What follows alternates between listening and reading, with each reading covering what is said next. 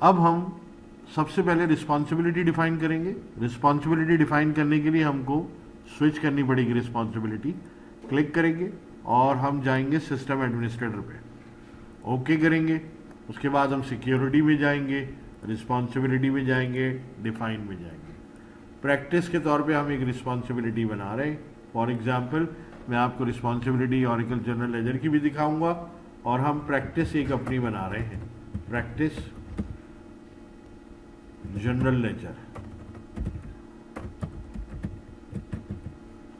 Application का नाम general ledger, responsibility की कोई एक यूनिक की दिखा दें इसमें। उसके बाद जीएल ग्रुप, अगर इसमें स्टैंडर्ड ग्रुप आप सेलेक्ट करेंगे, एप्लीकेशन का नाम जनरल लेजर होगा।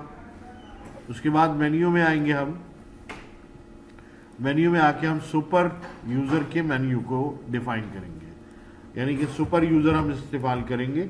सुपर यूज़र वो यूज़र है जिसमें तमाम रिस्पॉन्सिबिलिटी हमने उसको दी हुई है, यानी तमाम जो मेन्यूज़ हैं, यानी जो भी फॉर्म्स वगैरह हैं, वो सब हमने उनको दिए हुए।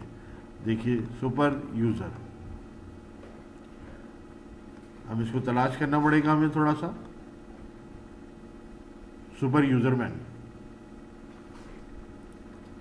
और उसके बाद इस तरीके से हमारी ये डिफाइन की जाती है। सेव का बटन दबाएंगे।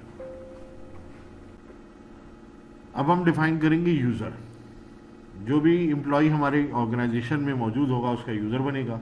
उसके लिए हम सिक्योरिटी पे जाएंगे, यूज़र पे जाएंगे और डिफाइन करेंगे। इस यूज़र में फॉर एग्जांपल अगर हमने यूज़र बनाया प्रैक्टिस के नाम से और उसका पासवर्ड हम डालेंगे 1 2 3 4 5 6 7, फिर रिपीट करेंगे 1 2 3 4 5 6 7। उसके बाद हम आके यहाँ पर रिस्पॉन्सिबिलिटी इसमें ऐड करेंगे।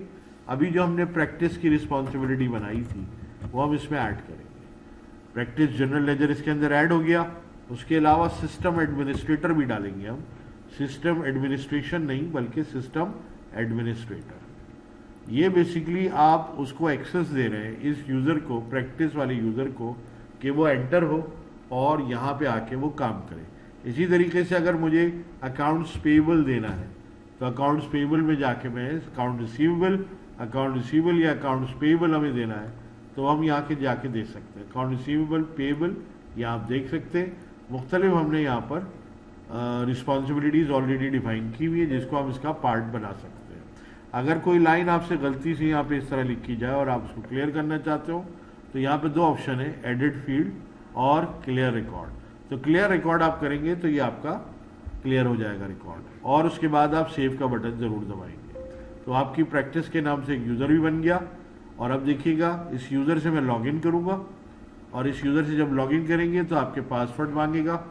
जैसे अब मैं जाता हूँ इसके अंदर और लॉग आउट करता हूँ। फॉर एग्जांपल यहाँ पे मैंने लॉग आउट कर दिया। लॉग आउट करने के बाद मैंने यहाँ पे लिखा प्रैक्टिस और लिखा 1 2 3 4 5 6 7 और लॉगिन किया।